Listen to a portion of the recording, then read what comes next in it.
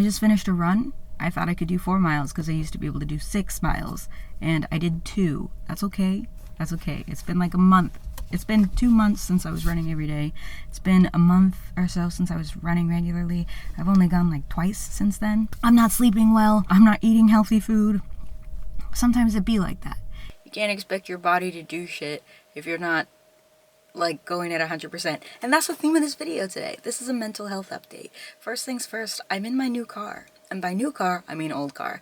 This car is a 1999 Honda CR-V. I'll insert a picture of my 1997 Honda CR-V. I got my 1997 Honda CR-V when I was 16 years old. It was a gift from my grandmother and my dad. I think they went 50-50 on it. It had 70,000 miles on it and cost them, I think, between $1,000 and $4,000. And they gave it to me and I didn't have my license. I had that car, but couldn't drive that car.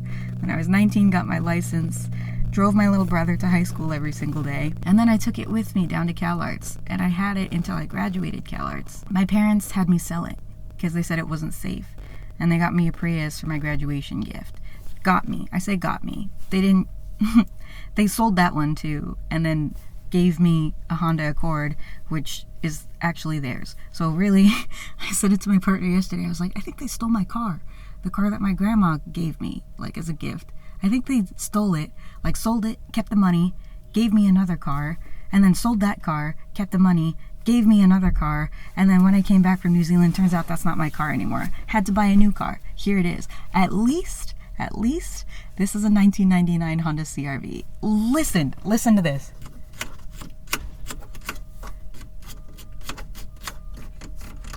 You hear that? Listen to, well, I can't gear shift. I was gonna gear shift. When you gear shift, it goes goom, goom, goom, goom, goom, goom, goom, goom. Even listen to the emergency brake. I know you saw it wiggle when I did that. Everything in this car clicks, and I'm obsessed with it. Like, I feel like I'm piloting a spaceship. This was my favorite car of all time. I'd honk the horns, but like, when you, hang on, I'll show you. Look, I'm really excited about this car. Look.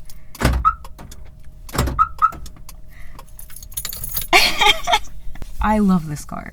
And so now that I have it back, I'm starting to feel really good again. And this is important because I'm in therapy now. Therapy is awesome. But in therapy, we talked about how, with the way that I grew up, how do I do this? I'm in therapy for what I suspect is C-PTSD. That's complex PTSD. That's not in the DSM, which is what doctors use to diagnose you with certain mental health disorders or mental illnesses. It's not in the DSM, which means you can't be diagnosed with C-PTSD. Instead, a lot of people get diagnosed with BPD, borderline personality disorder. There's a huge stigma, I learned, with borderline personality disorder. And the reason that I started looking this up and suspecting that I might have it is because somebody else who grew up in the same house as me was recently diagnosed with BPD. There's a huge stigma around BPD. It's known as like a super volatile mental state, and that like people who have it are like really difficult or blah, blah, blah, blah, blah. I'm not trying to feed into that stereotype. Like I said, I didn't know anything about it. I looked it up. I found that most women who are diagnosed with BPD would be better served with a diagnosis of C-PTSD. But according to the scientists and mental health professionals who make the DSM, C-PTSD doesn't have enough differences from PTSD to qualify as its own diagnosis. That's what I've gleaned. I'm not a professional. I don't know what I'm talking about. I did a lot of Googling, Wikipedia, and reading some books. And that's what I'm gleaning. 2 cars just parked on me either side. I don't care. Do you? No. So, C-PTSD basically is when you have PTSD. I had it after I was raped, which from here on, I'm just going to call the assault because I feel like the word rape can be really triggering for rape victims, even though it's true. So I guess it's a way of like cushioning it for us to make it more comfortable and palatable, which I'm not going to do forever.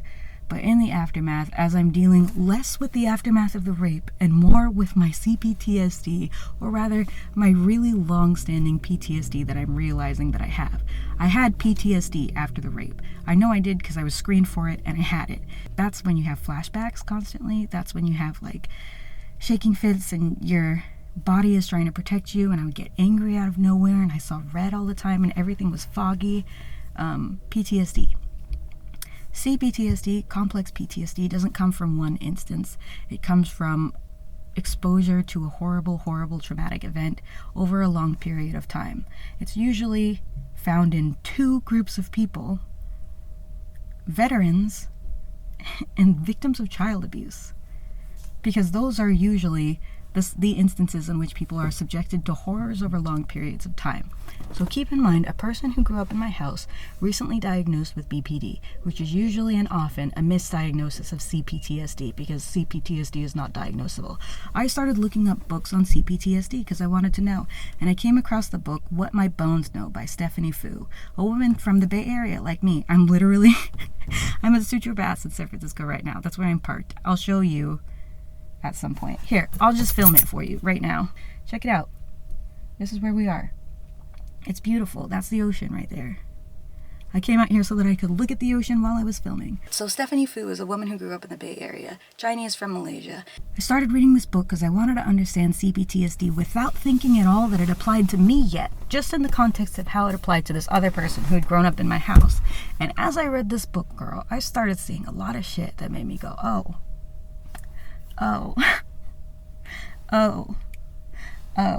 So when I was in New Zealand and I was recovering from the rape, I felt, and I told the therapist this, I felt like I was steadily getting better. Of course, like this, but generally on an upward trend, right? I felt like I was moving through it in a healthy way. So I decided to come home to my parents' house where I could recuperate without having to pay rent. We had to come back so suddenly that it took a lot out of our savings, like the plane tickets and shipping my cat back and all that shit. So because of an emergency, which was the rape, the assault, I came back. And all of a sudden I was not doing better anymore. All of a sudden I was way, way worse. In New Zealand after the rape, I was having trouble taking full deep breaths. Because I had the support of the people in my house, I was able to get that back after a few weeks. All of a sudden, when I got back to my parents' house, that came back like crazy. I couldn't breathe for weeks. Couldn't breathe. Worse than before. I could not take a full breath. Me, all the time. That was the deepest I could breathe. Actually, in my first therapy session, I told that to my therapist, and we spent the first quarter of the session just doing breathing exercises. Because my therapist told me yo, it's really concerning that you are having trouble breathing. It's really important that you're able to reclaim your breath, your lungs, your body. But I couldn't, because I was in a constant state of hyper-arousal. I was in a constant state of hyper-awareness, hyper-alertness. I was constantly afraid. Even I have this tiny window in my bedroom, my childhood bedroom, that I was convinced people were looking at me through. And I started remembering that when I was a kid, I was afraid people would watch me through the shower drain. I learned, a symptom of C-PTSD. That's hyper-alertness, because you have to be constantly aware of danger, because you don't know where the danger is coming from or when. You know who it's coming from, but you just don't know when or what'll trigger it. So your brain is constantly looking out for you, marking triggers. So I've been really going through it, to be honest with you. My mental health went way down, worse than it did after I was raped, because all of a sudden I had to contend with the fact that this had happened to me. C-PTSD is a diagnosis that is most often recognized in war veterans and victims of child abuse. I never been to war. You see? You see what I'm saying? And when I went to the therapist and I started talking about my life and what was going on, I was shaking and I was crying for the whole first session. I was freaked out and I had no sense of who I was. And it was confusing. Why? And it was because I was in the house where I used to look in the mirror and hate myself.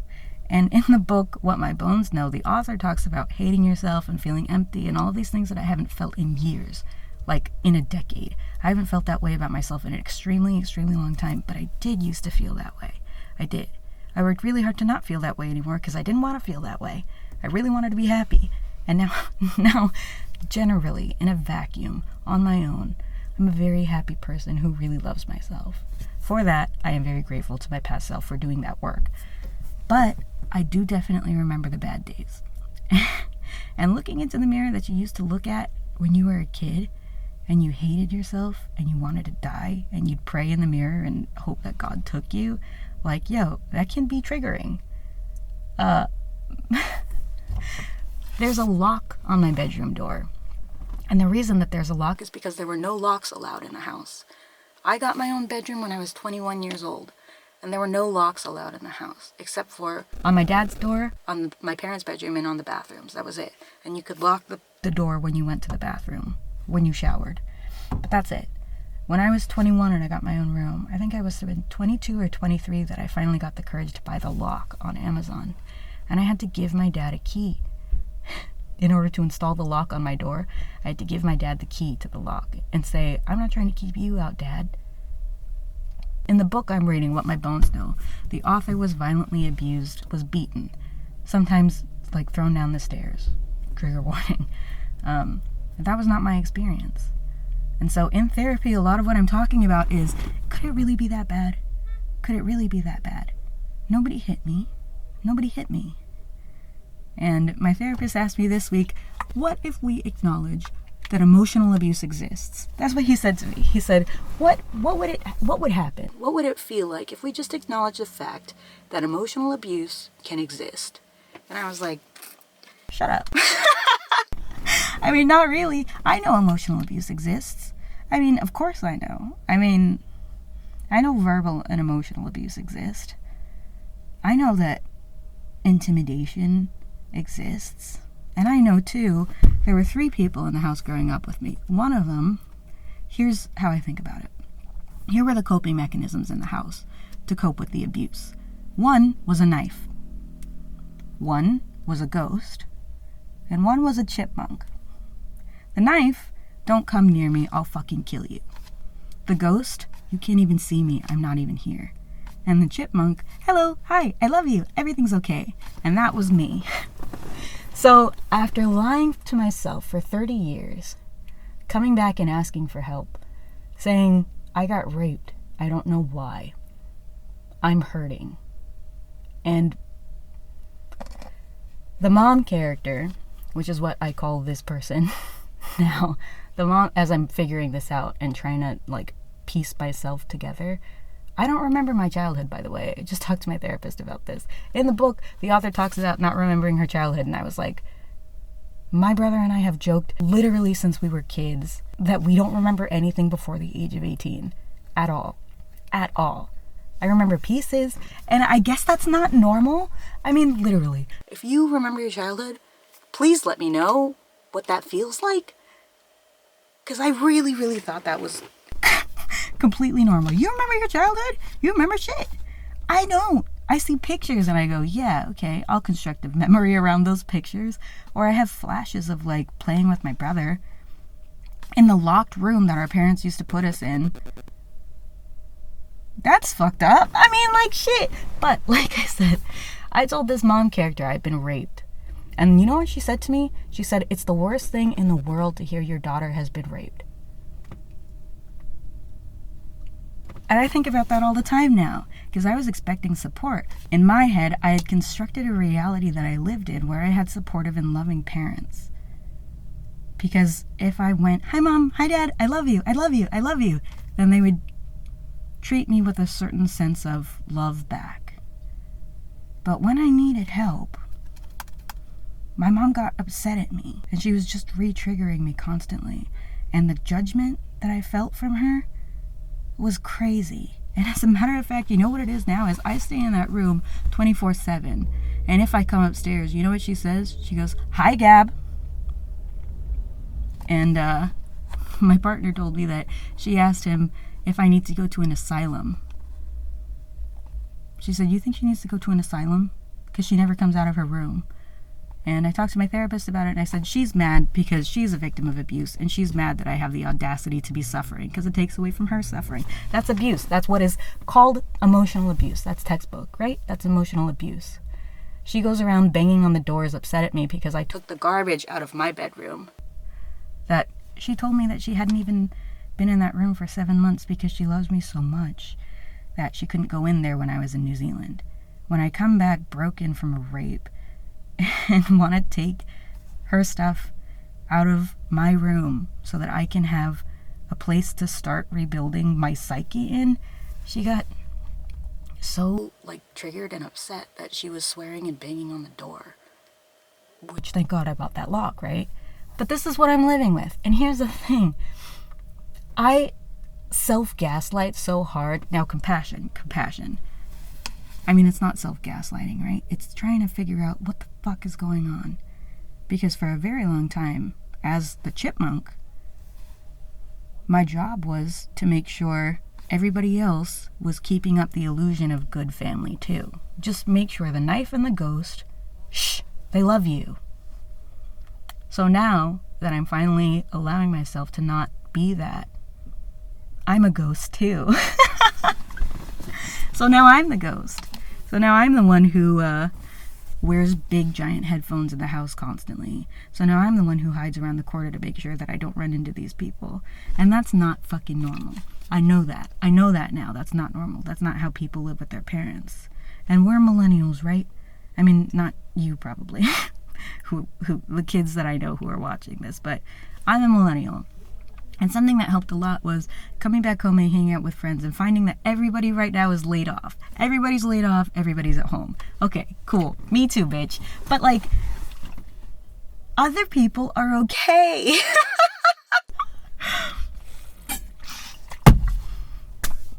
Y'all are okay? I read this book, Siddhartha, and in it, the dad character holds on to his son so hard, loving his son, that the son character leaves. And the dad character comes to the conclusion that that's necessary. No matter how you raise your kid, they're gonna hate you around the age 17, 18, 19. They're going to, because that's the next phase of their life. They have to hate you in order to move on. And I internalized that. I was like, okay, yeah, sure, that was my experience. I moved out when I was 17. I would have done it at 14. But legally, that was not allowed. But I talked to my partner about it recently. And I said, you know what? I'm starting to think that might not be true. And my partner said, that's not fucking true. I have plenty of friends whose parents guided them carefully into that transition of their life and helped them, loved them, and supported them as they came to know themselves as adults.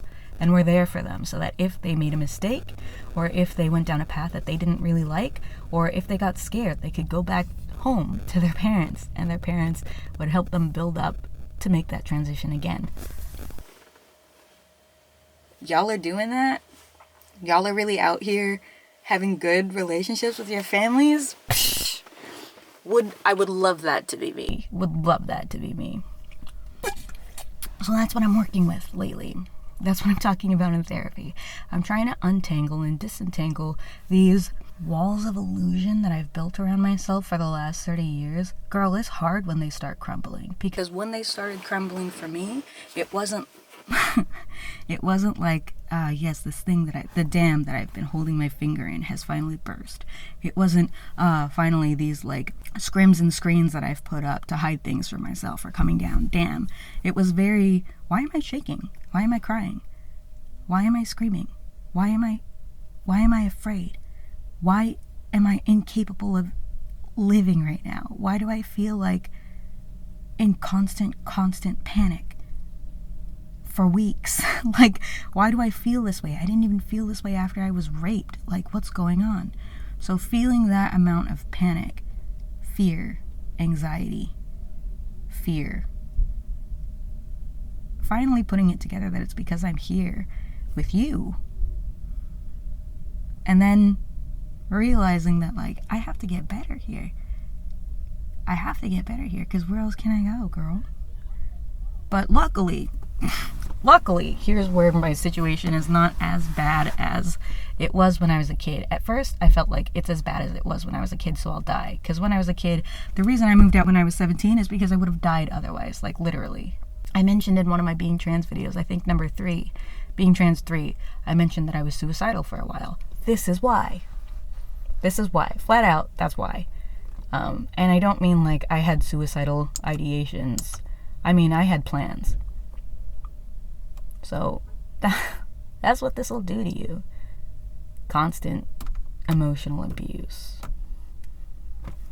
Girl, they locked me in a room for like hours. That's fucked up. And not only that, but like, you're not allowed to suffer. I came to these people with an eating disorder and tried to get help for it, and they laughed. Like, literally, my dad laughed, and then we never talked about it again. A few years ago, I went over to their house early in the morning to talk about that experience, and I was crying, and my dad laughed, and he went, "I don't know what the tears are for." When I got here, he gaslit me for like an hour in the bedroom that he used to lock me in, and told me that like I can't post on the internet anymore. And I was like, what? And he was like, people watch you. And I was like, I know. And he was like, you always say you know, but you don't know. And I was like, no, I know. And he was like, you say you know every single time. You fucking say you know, but you don't know. And I was like, what do you want me to say? Like, what do you want me to say to satisfy you? Really? And then I told my therapist that. My therapist was like, that's gaslighting. That's what gaslighting is. Telling somebody that they don't know when they're saying I know is gaslighting. So no wonder I self-gaslight then. So 30 years of no wonder I self-gaslight. Girl, I'm lucky I got out at 17 because, you know, Filipinos, Southeast Asian, the Asian diaspora, brown people in general in America, we live at home sometimes until we're married. Sometimes until after the first kid is when we live at home. So 17 for me, I am the only one in my family who ever did that. I am the only one in my enormous ass family who ever moved out at 17. And there's a reason. There's a reason, because I would have died otherwise. So, being honest about that. But it feels weird to be 30 and figuring this out for the first time. I'm glad I'm not 60 figuring it out for the first time. But I'm still working through, am I ungrateful? Is that what's going on? But then again, I've been told so many times that I'm ungrateful, that I'm disrespectful. But how can you respect somebody who doesn't respect you? That's the thing. Now that's tea. How do you respect somebody who doesn't respect you? You can't. It's not possible. It's mutual. But another thing that I learned from the book, What My Bones Know by Stephanie Fu, many of us in the Asian and Southeast Asian diaspora, our parents come from war. Our parents and grandparents are refugees who have witnessed horrific atrocities of war at the hands of America and white people. And also that the epigenome, that epigenetics, mean that certain aspects of your DNA are turned on and turned off according to the experiences that you live throughout your life. So if I live through an experience where orange rot is a disease that I'm making up that kills half the population, I'd have an expression in my DNA that makes it so that the smell of oranges puts me into a panic, gives me anxiety, or is repulsive to me. Some combination. And that would get passed down to my kids. Through my DNA in order to help them survive. So keep in mind, our parents and grandparents, immigrants to America, and people who've been here, fucking indigenous people and black people in America, the things that our parents and grandparents and ancestors lived through have directly affected our DNA and expressed themselves in us. So the things that we like and don't like and are afraid of, the things that give us anxiety and all of those things, those are gifts from ancestors to try and keep us alive. So my grandma was extremely anxious. And she would say, "Kill your brother," to her kids, in order to convey to them the severity of which they could hurt each other before they went out to play. So instead of being like, "Be careful, take care of each other," she'd say, "Kill your brother." Now, before my grandmother passed, she told me the story of how she had to live on a boat for 6 months while the Japanese attacked the Philippines, because she was part white. And going off of that, she was part white because there was an American soldier who purchased her mom, 14-year-old Filipino girl, and then had 14 kids with her. So my grandma's part white and had idolized the white part and like called herself American and all that shit.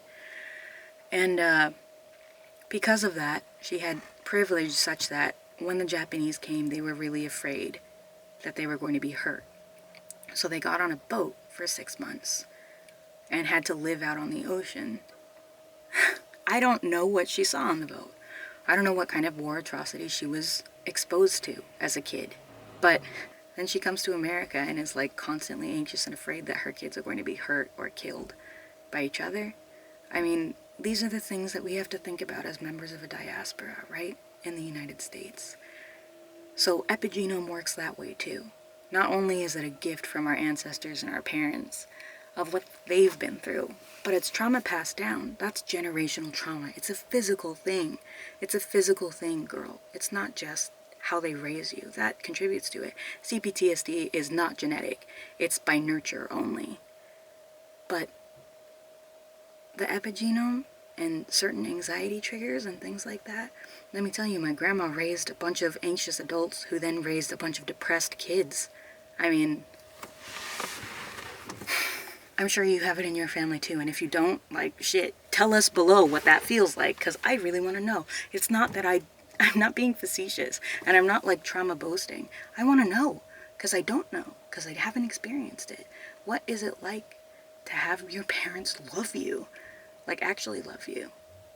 Because y'all might be saying, of course I love you, but of course they've never shown me love. Love is an action. The feeling of love is not enough. You're not loving someone if you feel love for them. That's nothing. You're not doing anything for them. The action is the important part. Loving is taking care. Loving is respecting. Loving is being there for. Loving is supporting. Those are the actions associated with loving somebody. Feeling love for someone is nothing. Nothing. That does nothing. Because also, what is your experience of love? What's your experience of that feeling? It's different from mine, I bet. And so if you're a traumatized person who experiences the feeling of love and directs it at a person and says, I love you, what is your actual experience of that feeling? Is that possession that you're feeling? How am I supposed to know, girl? So unless you're loving me properly, you don't love me. You don't. Because it's an action that you have to perform. It's a series of actions that you have to perform in order for us to have a loving relationship. So those are the things I'm dealing with too. Those are the things I'm working through and figuring out. I'm thinking big picture. I'm thinking about where it comes from. And I'm thinking too about, I don't really care at this point. I've done 30 years of caring and trying to make it work. I've done 30 years of trying to coach my parents into being better people. And they're better people than they were when I was a kid in some ways. But the abuse is still happening. Like I said, my mom is still emotionally abusing me. God, it's fucking hot. Okay, camera overheated again. I was telling you. Like I said, my mom is still emotionally abusing me. Like, how, what? She didn't go to therapy in the 15 years that I've been gone. So, what, is she supposed to just get better on her own? Like, still living in the same house with the husband who abuses her? And they have an abusive relationship together now. She's absorbed some of his toxic tendencies and is throwing them back at him. Like, you think in that environment that you've been in forever that you could possibly get better without help. In the book also that they talk about C-PTSD, you cannot get better without help. Everybody tries it. Everybody tries it. Everybody wants to. Everybody hopes you can. But you can't. You can't. Because if you had the tools, you'd be able to. If you had the tools, you'd be okay. And you're not okay. I'm not okay. My mom, not okay. The other people who lived in my house, not okay. My fucking dad, the dad character, not okay. And so you need help. But like in this culture of shame that we live in, this Southeast Asian and Asian diaspora culture of shame, these immigrant cultures of shame, where you should have it all together, otherwise you're a bad immigrant. You have to be quiet. If something's wrong, be quiet, because nobody can know. Hide it, hide it, hide it. Don't let anybody know. And you get the feeling when you're abused or you come from an abusive family or whatever, that it's a secret. You have to keep it a secret. And you don't know what'll happen. But my therapist reminded me that CPS happens. And so kids lied to CPS because it's better to be with the same horrors that you've always had and that you know than to go on and have something new. You're a child. How can you can handle this. You know you can, because you've done it so far. So if you just be quiet, nothing changes. You can endure it. You've done it so far. So that's what I'm dealing with. That's what I'm unpacking, and that's what I'm learning about. That's what I'm figuring out. And I wonder all the time, because I chipmunked through the whole thing, the whole childhood, and then moved out at 17. But would I have moved out at 17 if it wasn't all bad? I'd be self-gaslighting all the time. Was it really that bad? Nobody hit me. Girl, if we acknowledge that emotional abuse exists, then what? Then what's going on? Then how are you feeling? If your, like, tendency to freeze up when bad things happen to you and endure them, rape, assault, whatever, fights, if you acknowledge that, and think about where does that come from, then what happens? What happens then? Then the life that you've crafted for yourself falls apart, doesn't it? Okay, so it's falling apart. So it's been falling apart. And so for the past few weeks, mental health, it's been low. But it goes low before it gets better. And for the first time, I'm actually confronting these things that I've hidden from myself for 30 years. Look at me coming into the light. Oh my God. Am I zoomed in? Oh my God, girl. Why didn't you tell me? Okay. So like I was saying, so it has to go low before it gets better, right? Because you have to see the full picture before you can heal from the full picture. You have to know what you're dealing with before you can conquer the thing that you're dealing with. Okay, so now I'm figuring it out. I'm seeing, I'm learning, I'm going to a therapist, I'm reading the books, I'm trying to figure it out because I want to. And if that means leaving this family, bitch, okay, I'll leave. Because you know what I want? To be happy.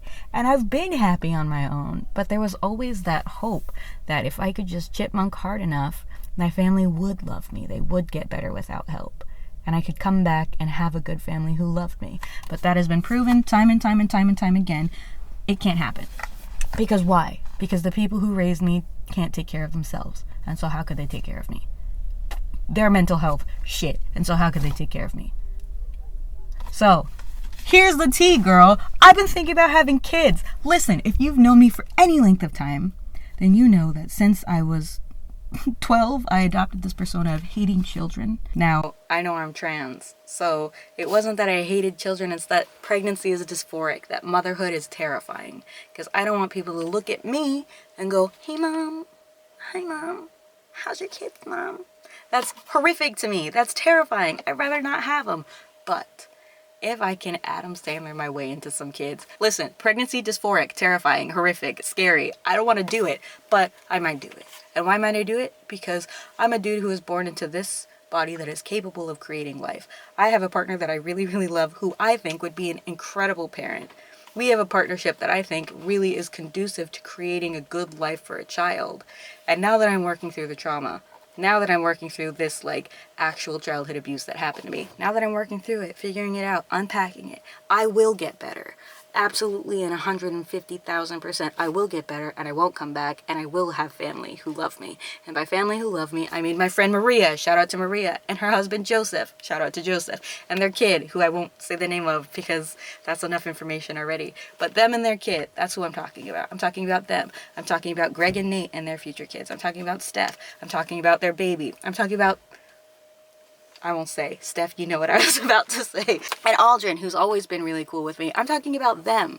I'm talking about Jack's family, who's taken care of me and been there for me in ways that are terrifying to me because I've never had that before. Never, ever, ever had that before. I am so scared of Jack's family because they love me. Now, T, I will get over it because I want to have a family. And I don't mean have a family, produce a family. I mean, I want to exist in a family setting. I want to have community who actually cares about me, who doesn't expect me to go to their weddings, femme. Like, I want to have community who sees me, and I do. And so it's about accepting those people as my family. And so I'm learning to do that. And so it's looking good for me. Prognosis, excellent. Diagnosis, iffy. But prognosis, excellent. So my therapist told me too at the end of session 2 after I'd cried the whole time. I said, I just really want to feel good. I really want to be a good person.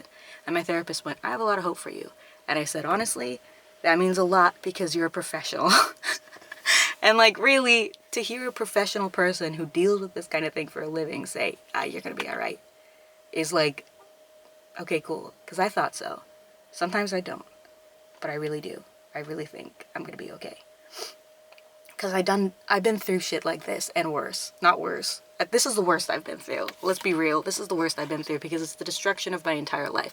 And as Murakami says, I don't like Murakami, but as Murakami says, it is painful to lose your reality. So the pain that I'm learning that I have right now, this pain that I'm carrying, there's that pain, the pain of trauma, the pain of loss of a childhood that I'll never ever have, the pain of loss of the love that I should have had that I deserved and that I'll never ever have. And then there's the secondary loss of the reality I'd constructed where I did have that. Where I convinced myself I did have that. And so knowing that I didn't, I never did. But I could. Not the same. I'm never gonna have parents who love me the way that I should be loved. Never, ever, ever. It's not possible. But I had Dale, didn't I? I had Dale Bear, didn't I? I did.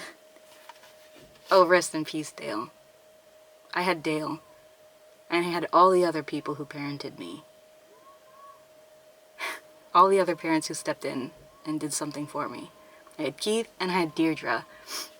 I had the other Deirdre too. I had both Deirdres. I had Deirdre the chemistry teacher and Deirdre my friend's mom. I've had shooters from get-go. And so now it's about recognizing that. I was not alone. I wasn't. I'm still not. Okay, cool. I've got a lot.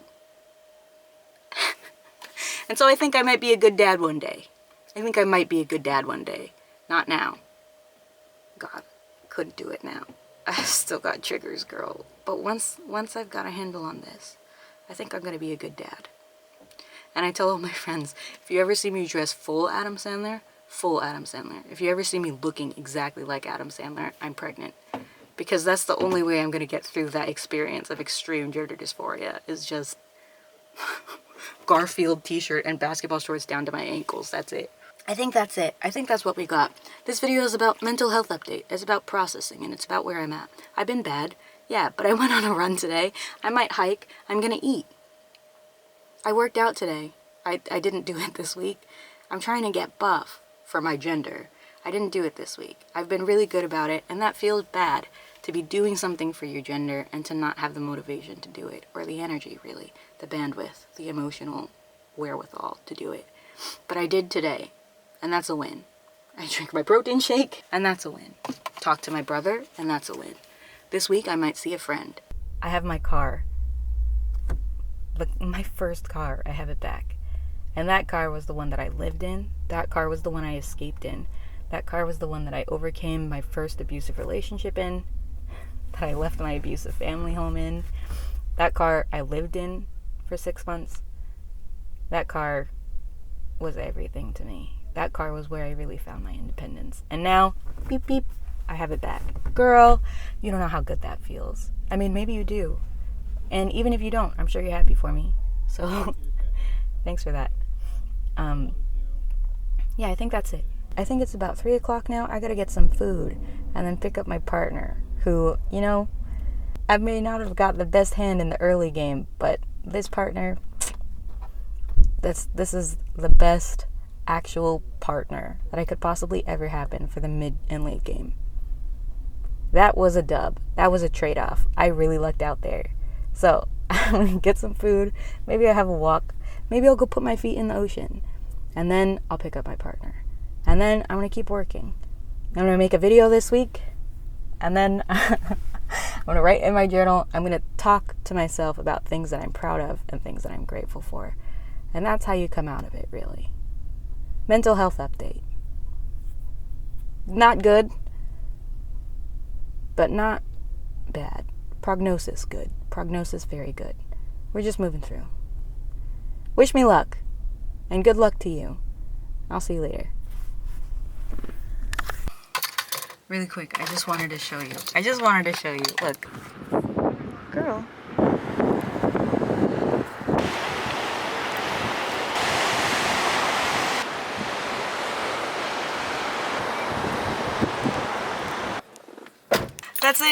That's it. I just wanted to show you that. Because it's a good day. It's a good day out here. I like the foggy days too, but the sunny one is cool. It's good to go outside. That's it. Bye.